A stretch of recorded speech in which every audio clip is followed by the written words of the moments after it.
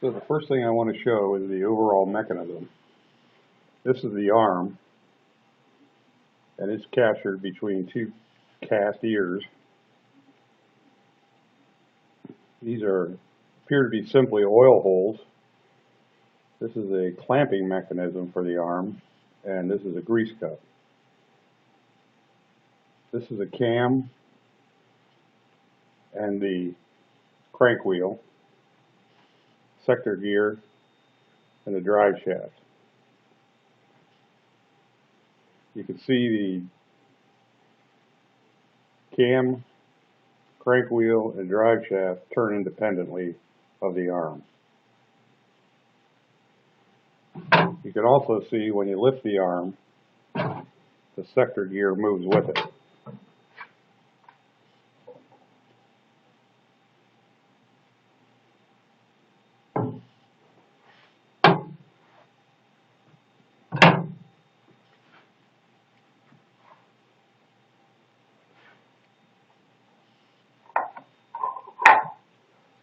There's some slight movement in the sector gear where it feels like it's keyed or somehow locked.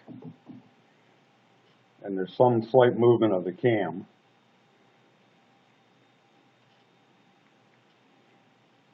Same thing, it feels like it's keyed.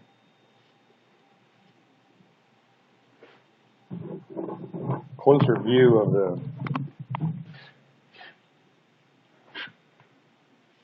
crank wheel shows that there's no keyways, no visible keyways at all, and no set screws.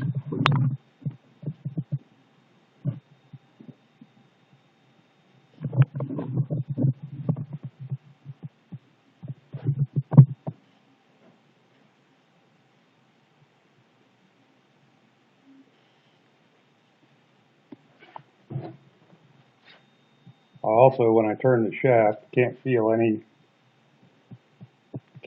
any movement of what appears to be a shaft or a tube down through the oil holes. Moving over to the other side,